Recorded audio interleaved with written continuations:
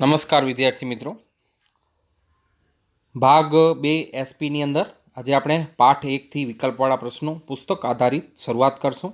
પહેલો પ્રશ્ન, એક ફિક્કીનું આખું નામ શું છે? યાની કે FICCIનું A foreign institute of cricket club of India, B federation of internet control and chamber of India, C federation of Indian chambers of commerce and industries, D federation of Indian chambers of commerce and India.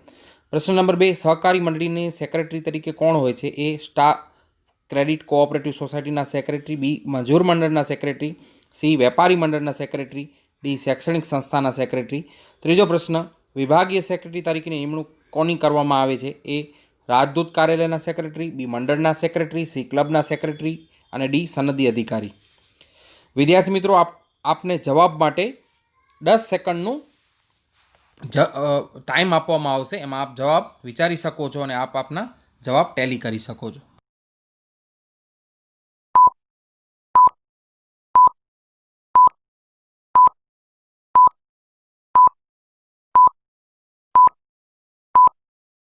વિદ્યાર્થી મિત્રો, પહેલા પ્રશ્નની અંદર જવાબ આવશે C, બીજામાં આવશે એ અને ત્રીજામાં આવશે ડી। પ્રશ્ન 4, ડિવિડન્ડ વહેંચણીનું કાર્ય કોણ કરે છે? એ કંપનીના સામાન્ય સેક્રેટરી, બી કંપનીના વહીવટી સેક્રેટરી, સી વિદ્યાર્થી મંડળના સેક્રેટરી, ડી મજૂર મંડળના સેક્રેટરી। પાંચમો પ્રશ્ન, કંપની સેક્રેટરી એટલે કંપની અને સંચાલક મંડળ વચ્ચે કડીરૂપ છે, બી સેક્રેટરીની જરૂર કંપનીમાં હોતી નથી, સી શેર હોલ્ડર નિમણૂક કરે છે, ડી સરકાર નિમણૂક કરે છે। છઠ્ઠો પ્રશ્ન, નવા કંપની ધારા મુજબ કંપની સેક્રેટરીની નિમણૂક એ જ્યારે કંપની ખોટમાં જતી હોય ત્યારે ફરજિયાત બને છે, બી જ્યારે ભરપાઈ થયેલી મૂડી 5 કરોડ કે તેથી વધુ હોય તો ફરજિયાત બને છે, સી કોઈ જરૂર નથી, ડી શેર હોલ્ડર કરે છે। વિદ્યાર્થી મિત્રો, આપને આ વિકલ્પવાળા પ્રશ્નોનો જવાબ વિચારવા માટે 10 સેકન્ડ જેટલો સમય આપવામાં આવે છે। આપ આપના જવાબ ટેલી કરી શકો છો।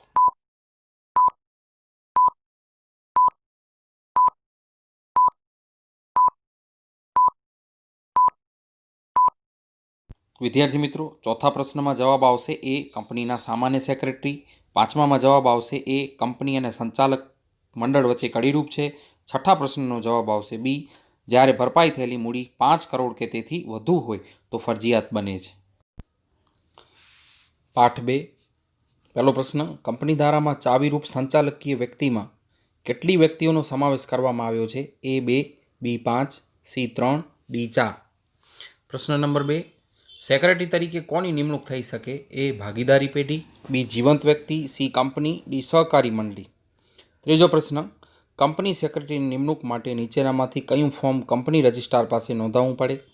એ PAN card, B income tax return, C MGT 14 form, D ધંધો શરૂ કરવાનું પ્રમાણપત્ર।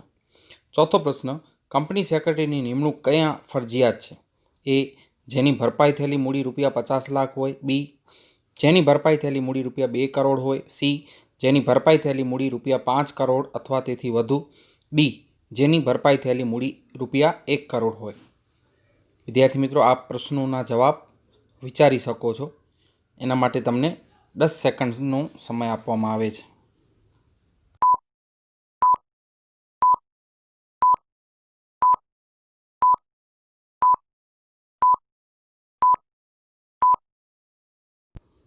પહેલા પ્રશ્નમાં જવાબ આવશે બી 5, બીજા પ્રશ્નમાં જવાબ આવશે બી જીવંત વ્યક્તિ, ત્રીજા પ્રશ્નમાં જવાબ આવશે સી MGT 14 ફોર્મ અને ચોથામાં જવાબ આવશે સી। પ્રશ્ન 5, કંપની સેક્રેટરીની લાયકાત કઈ હોવી જોઈએ? A MCOM, B company secretary, C chartered accountant, D માત્ર અનુભવ। છઠ્ઠો પ્રશ્ન, સેક્રેટરીના સંદર્ભમાં નીચેનામાંથી કઈ બાબત સાચી નથી? એ સેક્રેટરી કંપની વતી એજન્ટ તરીકે કાર્ય કરી શકે, બી સંચાલક મંડળે સોંપેલ કાર્ય કરવાની સત્તા, સી સંચાલક મંડળની નિમણૂક કરવાની સત્તા, ડી વિવિધ કાયદાઓનું જ્ઞાન જરૂરી। વિદ્યાર્થીઓ, આપ જવાબો વિચારી શકો છો। 10 સેકન્ડની અંદર આપ જવાબ વિચારી રાખો।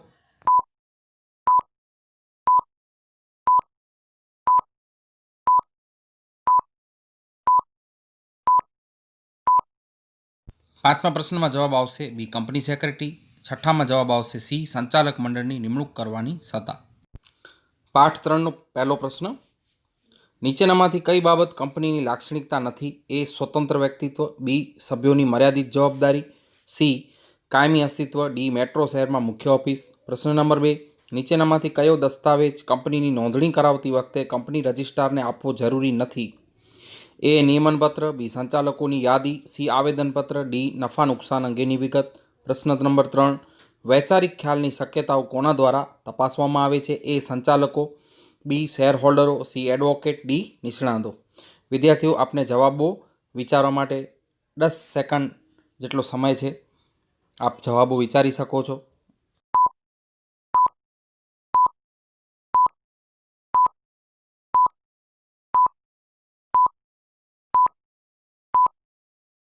પહેલા પ્રશ્નમાં જવાબ આવશે ડી મેટ્રો શહેરમાં મુખ્ય ઓફિસ. બીજા પ્રશ્નમાં જવાબ આવશે ડી નફા નુકસાન અંગેની વિગત. ત્રીજા પ્રશ્નની અંદર જવાબ આવશે ડી નિષ્ણાતો. પ્રશ્ન નંબર 4, કંપનીનું સભ્યનું મૃત્યુ થતાં શું થાય છે? એ કંપની બંધ પડી જાય, બી બીજા સભ્ય લેવા પડે, સી કોઈ અસર ન થાય, ડી બીજી કંપનીની સ્થાપના કરવી પડે. વિદ્યાર્થીઓ, જવાબ આપ વિચારી શકો છો.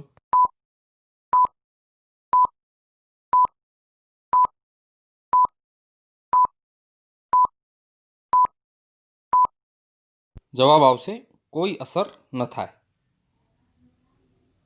પાઠ 4, પહેલો પ્રશ્ન. 1, આવેદનપત્ર કેવો દસ્તાવેજ છે? એ ગૌણ દસ્તાવેજ છે, બી પેટા દસ્તાવેજ છે, સી મુખ્ય દસ્તાવેજ છે, ડી વધારાનો દસ્તાવેજ છે.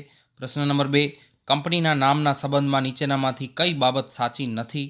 એ હયાત કંપનીનું નામ ન હોવું જોઈએ, બી રાજ્ય સરકાર કેન્દ્ર સરકારનો ભ્રમ ઊભો કરે એવું ન હોવું જોઈએ, સી સ્થાનિક સ્વરાજ્યની સંસ્થા સાથે ભળતું ન હોવું જોઈએ, ડી ગમે તેવું નામ રાખી શકાય.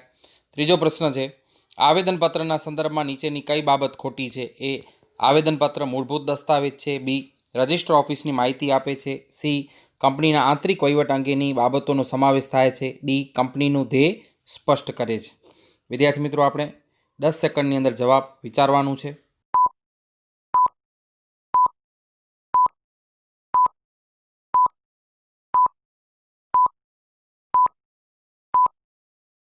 પહેલા પ્રશ્નનો જવાબ આવશે સી મુખ્ય દસ્તાવેજ છે.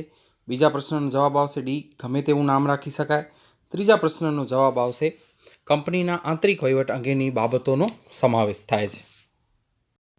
ચોથો પ્રશ્ન, સત્તાબારના કાર્યો કેવા છે? એ રદબાતલ છે યાની કે કેન્સલ છે, બી રદબાતલ થવાને પાત્ર છે, સી કંપની જોડે સંબંધ ધરાવતી વ્યક્તિ રદબાતલ કરી શકે છે, ડી શેર હોલ્ડરો દ્વારા રદબાતલ થવા પાત્ર છે. વિદ્યાર્થીઓ, આપ જવાબ વિચારો. જવાબ આવશે વિદ્યાર્થી મિત્રો એ રદબાતલ છે. પ્રશ્ન નંબર 5, કઈ કંપનીને લિમિટેડ કે પ્રાઇવેટ લિમિટેડ શબ્દ લખવામાંથી મુક્તિ મળે છે? એ એકલ વ્યક્તિ કંપની, બી સામાજિક કલ્યાણ માટે સ્થપાયેલી કંપની, સી બાંધકામનો ધંધો કરનાર કંપની, ડી જે કંપની સોફ્ટવેર ઉત્પાદન માટે સ્થપાયેલી હોય. છઠ્ઠો પ્રશ્ન, અમર્યાદિત કંપની જેને શેર મૂડી નથી તેણે શિડ્યુલ આઈ પ્રમાણે યાની કે ટેબલ અનુસાર આવેદનપત્ર તૈયાર કરવું પડે. એ ટેબલ એ, ટેબલ બી, ટેબલ સી, ટેબલ ડી.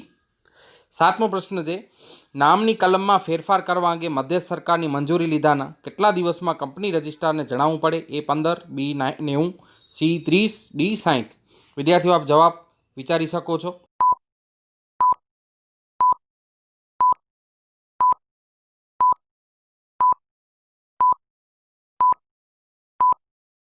જવાબ આવશે વિદ્યાર્થી મિત્રો બી સામાજિક કલ્યાણ માટે સ્થપાયેલી કંપની. છઠ્ઠા પ્રશ્નનો જવાબ આવશે ડી યાની કે ટેબલ ડી. સાતમા પ્રશ્નનો જવાબ આવશે એ 15. પ્રશ્ન નંબર 8, એક રાજ્યમાંથી બીજા રાજ્યમાં રજિસ્ટર ઓફિસના પરિવર્તન અંગે રજિસ્ટ્રારને મધ્ય સરકાર તરફથી મળેલ પ્રમાણિત નકલ કેટલા દિવસમાં રજૂ કરવાની રહેશે? એ 15, બી 30, સી 90, ડી 60. નવમો પ્રશ્ન છે, શેર મૂડીથી મર્યાદિત કંપનીએ શિડ્યુલ આઈ પ્રમાણે ટેબલ અનુસાર આવેદનપત્ર તૈયાર કરવું પડે. એ ટેબલ એ, બી ટેબલ સી, સી ટેબલ ઈ, ડી ટેબલ બી. 10મો પ્રશ્ન, આવેદનપત્રમાં સંદર્ભમાં નીચેના કઈ બાબત સાચી નથી? એ મૂડીની કલમ, બી ધ્યેયની કલમ, સી ડિવિડન્ડની કલમ અને ડી જવાબદારીની કલમ. વિદ્યાર્થી મિત્રો, આપ 10 સેકન્ડની અંદર જવાબો વિચારી શકો છો.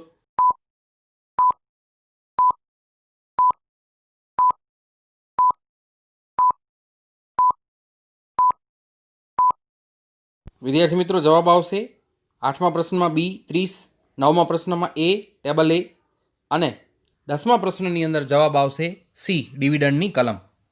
પાઠ 5 પહેલો પ્રશ્ન, નિયમનપત્ર કઈ બાબતો નક્કી કરે છે? એ કંપનીના ઉદ્દેશો નક્કી કરે છે. બી કંપની અને સભ્યોના પરસ્પર સંબંધો નિયંત્રિત કરે છે. સી કંપની અને ત્રાહિત પક્ષ વચ્ચે સંબંધ નક્કી કરે છે. ડી કંપની અને સરકાર વચ્ચેનો સંબંધ નક્કી કરે છે. પ્રશ્ન 2, નિયમનપત્રના સંબંધમાં નીચેનામાંથી કયું ખોટું છે? એ ધ્યેય નક્કી કરવા અંગેના નિયમો, બી શેર હપ્તા અંગેના નિયમો, સી સંચાલક મંડળની સત્તાઓ ફરજો, ડી શેર ફેરબદલી અંગેના નિયમો. પ્રશ્ન નંબર 3, કંપનીનો આંતરિક વહીવટ કરવા કયો દસ્તાવેજ છે? એ આવેદનપત્ર છે, બી વિજ્ઞાપનપત્ર છે, સી નિયમનપત્ર છે, ડી કંપની સેક્રેટરી એક્ટ છે. વિદ્યાર્થી મિત્રો આપ 10 સેકન્ડની અંદર જવાબ વિચારી શકો છો.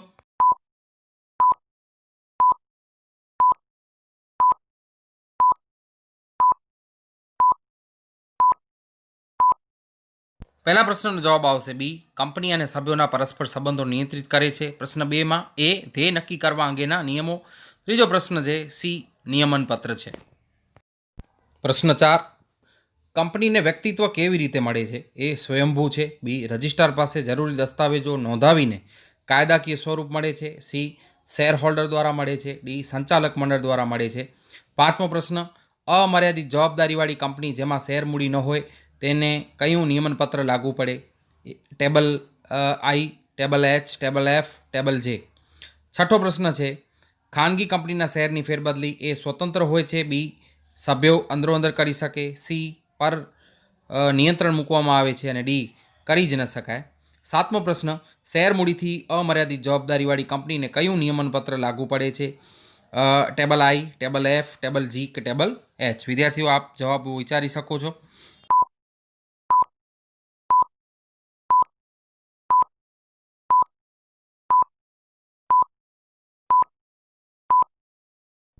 જવાબ આવશે રજિસ્ટ્રાર પાસે જરૂરી દસ્તાવેજો નોંધાવીને કાયદાકીય સ્વરૂપ મળે છે. ત્યાર પછીના પ્રશ્નનો જવાબ આવશે ડી ટેબલ જે. 6ઠામાં જવાબ આવશે સી પર નિયંત્રણ મૂકવામાં આવે છે અને 7મા પ્રશ્નનો જવાબ આવશે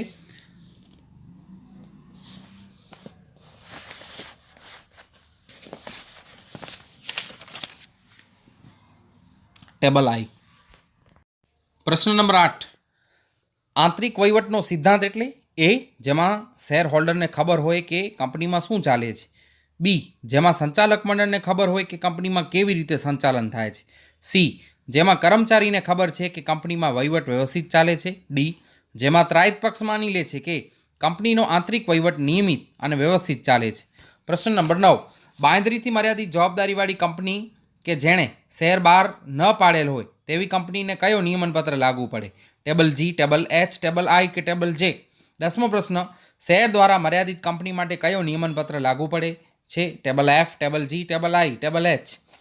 11મો પ્રશ્ન, બાંયધરીથી મર્યાદિત જવાબદારીવાળી કંપની જેણે શેર બહાર ન પાડ્યા હોય તેને કયો નિયમનપત્ર લાગુ પડે છે? Table A, table I, table H, table જે. વિદ્યાર્થીઓ આપ 10 સેકન્ડની અંદર જવાબ વિચારી શકો છો.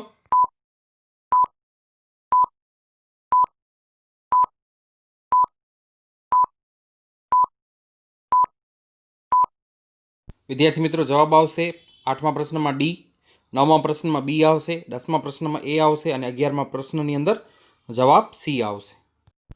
પાઠ 6 પહેલો પ્રશ્ન, દીવાની જવાબદારીમાં કસૂરવારને કેવી સજા થાય? એ દંડ થાય, બી દંડ અથવા કેદ થાય, સી દંડ અને કેદ બંને થાય, ડી કશું ન થાય. પ્રશ્ન નંબર 2, ફોજદારી જવાબદારીમાં કસૂરવારને શું થાય? એ કેદ થાય, બી દંડ થાય, સી પહેલી વારના ગુના માટે જવા દેવામાં આવે અને ડી દંડ અને કેદ અથવા બંને થાય. ત્રીજા પ્રશ્ન જોઈએ, વિજ્ઞાપન પત્રની બાબતમાં નીચેની કઈ બાબત સાચી નથી? એ કંપનીએ બહાર પાડેલ દસ્તાવેજ છે, બી વિજ્ઞાપન પત્ર લેખિત સ્વરૂપનું હોવું જોઈએ, સી વિજ્ઞાપન પત્રમાં કંપનીનું નામ હોય છે, ડી રજિસ્ટ્રાર પાસે નોંધાવવું ફરજિયાત નથી. ચોથો પ્રશ્ન, જાહેર જનતાને શેર ખરીદવા માટે કંપની કઈ રીતે અરજી લઈ શકે? એ અરજી પત્ર છાપી શકે, બી અરજી પત્ર ન છાપી શકે, સી લઘુ વિજ્ઞાપન પત્ર જોડે છાપી શકે અને ડી કાગળ ઉપર અરજી લઈ લે. વિદ્યાર્થીઓ આપ જવાબો વિચારી શકો છો.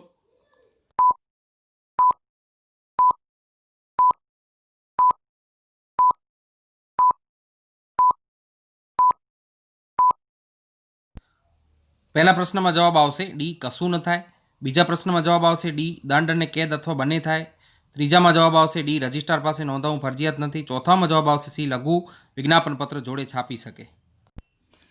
પ્રશ્ન 5, ભરણાની રકમ મળે તે ક્યાં જમા કરાવવી પડે? એ અલગ શિડ્યુલ બેંકમાં અલગ ખાતું ખોલાવી જમા કરાવવી પડે, બી રાષ્ટ્રીયકૃત બેંકમાં જમા કરાવવી પડે, સી કંપનીના ચાલુ ખાતામાં જમા કરાવવી પડે, ડી સંચાલકના ખાતામાં જમા કરાવવી પડે. છઠ્ઠો પ્રશ્ન, ખાનગી નિયુક્તિમાં ભરણાની ફાળવણી કેટલા દિવસમાં કરવી પડે? એ 15, બી 60, સી 75, ડી 90. સાતમો, વિજ્ઞાપન પત્ર એ છાપવાનું જરૂરી નથી, બી છાપવાનું જરૂરી છે, સી મૌખિક સ્વરૂપમાં હોય તો ચાલે, ડી છૂટક માહિતી સ્વરૂપમાં હોય છે. આઠમું, સંચાલકોની દીવાની જવાબદારીમાં શું થાય? એ થયેલ ખોટ ભરપાઈ કરી આપવી પડે, બી પહેલી વાર કોઈ જવાબદારી ઊભી ન થાય, સી સંભવિત ખોટ ભરપાઈ કરી આપવી પડે, ડી નફામાં જે ખોટ થાય તે ભરપાઈ કરી આપવી પડે. નવમો પ્રશ્ન, ખાનગી નિયુક્તિમાં બહારની કેટલી વ્યક્તિને પ્રસ્તાવ આપી શકાય? એ 50, બી 30, સી 20, ડી 10. વિદ્યાર્થી મિત્રો, આપ 10 સેકન્ડની અંદર આ પ્રશ્નોના જવાબ વિચારી શકો છો.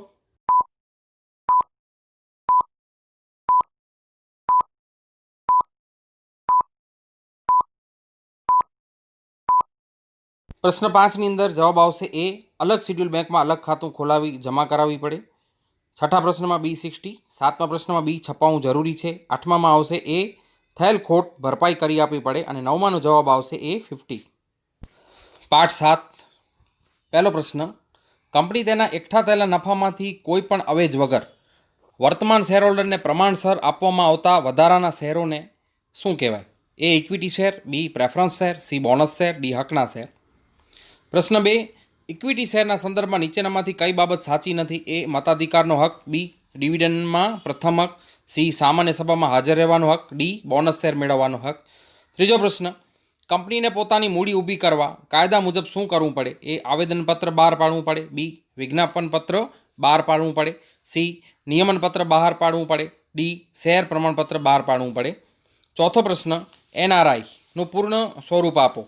એ non recruit Indian, B non resident Indian, C national resident Indian, D non resident international. વિદ્યાર્થીઓ, આપ 10 સેકન્ડની અંદર જવાબ વિચારી શકો છો.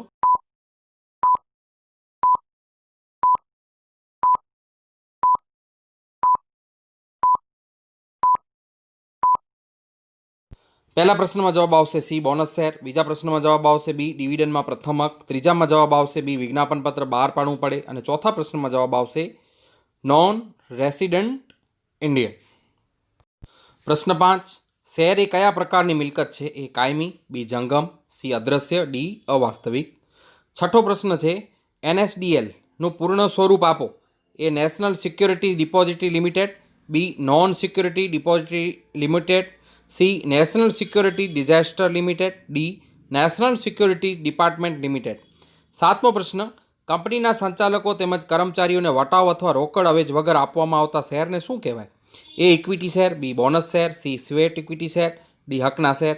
આઠમો પ્રશ્ન, સેબી યાની કે security and exchange board of ઇન્ડિયાની મુખ્ય ઓફિસ ક્યાં આવેલી છે? એ અમદાવાદમાં આવેલી છે, બી વડોદરામાં આવેલી છે, સી પુણેમાં આવેલી છે, ડી મુંબઈમાં આવેલી છે. વિદ્યાર્થી મિત્રો, આપને 10 સેકન્ડ જેટલો વિચારવા માટે, જવાબો વિચારવા માટે સમય આપવામાં આવે છે.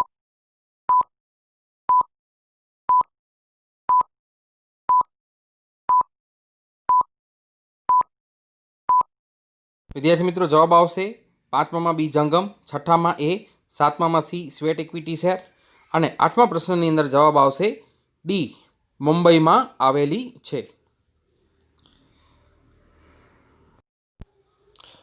નવમો પ્રશ્ન, સીડીએસએલનું પૂર્ણ સ્વરૂપ આપો.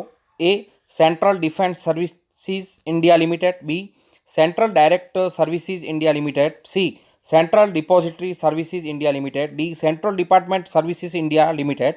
10મો પ્રશ્ન, ડીપી કોને કહેવાય? A direct payment, B depository partly payment, C depository participant, D depository partnership. 11મો પ્રશ્ન, બોનસ શેર બહાર પાડ્યા પછી કેટલા માસમાં બોનસ શેર પત્રક કંપની રજિસ્ટ્રાર સમક્ષ નોંધાવવું જોઈએ? એ 1, બી 3, સી 2, ડી 4. 12મો પ્રશ્ન, સેબીનું વિસ્તૃત રૂપ આપો. Security and export board of India, security and exchange board of India, C securities and expert board of India, D special and exchange board of India. વિદ્યાર્થીઓ, આપને જવાબો વિચારવા માટે 10 સેકન્ડ જેટલો સમય આપવામાં આવે છે.